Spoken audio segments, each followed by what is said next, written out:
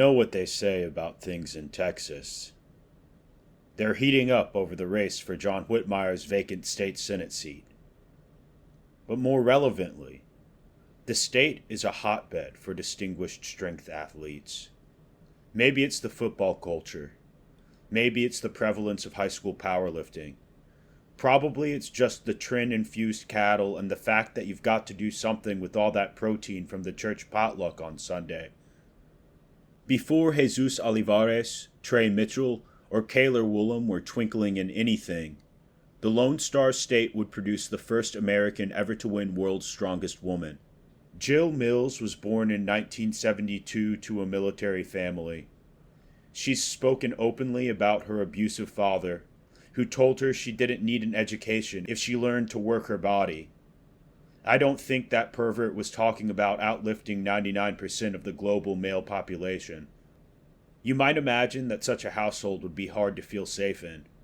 Maybe that's part of why Jill took it upon herself to get strong, jacked, and stacked. She began her competitive career as a bodybuilder, placing top 3 in 4 competitions before finding out about powerlifting and immediately pivoting. In an interview with drag racing journalist Phil Burgess, dead serious, Jill claimed that bodybuilding wasn't a sport. It's a human version of a dog show, she told Burgess. Yes, it takes discipline and deprivation, but those are not athletic qualities. Eat your heart out, Kai Green. In 1996, Jill took first at the USPF Nationals in the 181 weight class, beginning a 7-year streak of consecutive wins. She would go on to claim another national title in the APF and a WPC World Championship. She competed raw and geared, putting up a multiply squat of 652, benching 391 in single ply, and deadlifting 562 in single ply. While Jill loved the sport of powerlifting for its objectively measurable progress, she turned to strongwoman because she saw it as a more holistic test of strength. In 1997, injury truncated her debut at the Lone Star Strength Festival. She returned with a victory at the 1998 NASS Metroflex Championship. Metroflex, the legendarily air-conditionless tetanus culture that saw more brawls than Herb Dean, was a den of trin and iniquity.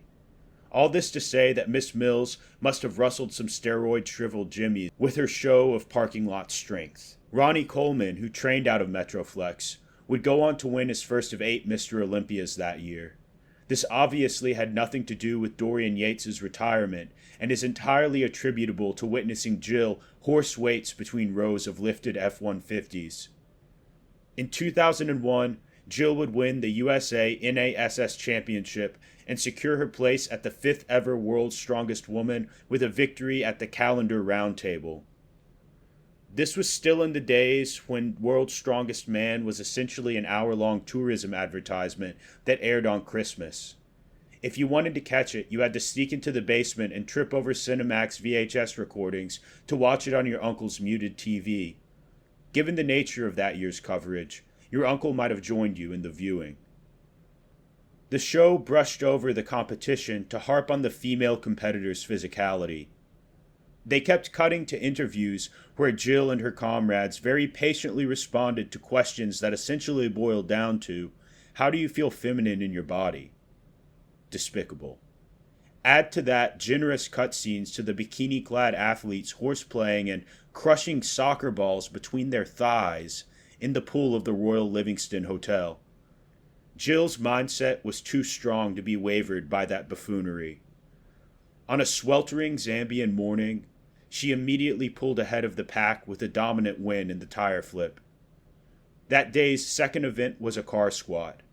Jill's countrywoman Robin Coleman blew past everybody with 15 reps. Mills ground out 8 reps to earn second, preserving her overall lead. The final heat of the Farmer's Walk saw Mills and Coleman racing side by side, but definitely not eye to eye. The 6'1" Coleman pulled ahead with her longer strides, but the 5'4" Mills gained ground after the turnaround and finished 3 seconds behind. Her overall lead shrank to 2 points over Coleman and the Finnish schoolteacher Heini Kuvanimi. The fourth event was the log lift for max reps. Mills won handily while audience members heckled Heine for strategically stopping after securing second. The energy Heine conserved helped her secure a victory in the rope pool, making it a two-woman race for the title. In an interview minutes prior to the Conan's wheel, Jill called the notoriously painful event her rival. The ham-handed reporter turned to Heine, who claimed the wheel was her friend. Jill went on to win. Let that be a lesson to you about the power of spite. Mills had a 3-point lead over Heine going into the final loading medley. Though the Finn pulled ahead early with her foot speed, Mills gained ground on the heavier implements. Heine won by a hair, but Jill's runner-up finish secured her the overall victory. She'd go home with the trophy and a hefty shopping list for Home Depot.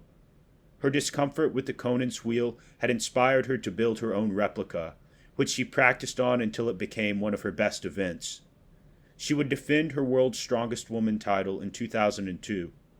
Frustration over the organization's stinginess with prize money and thinly veiled attempt to turn the sport into a pageant drove her to early retirement. She returned to powerlifting and began promoting her own events.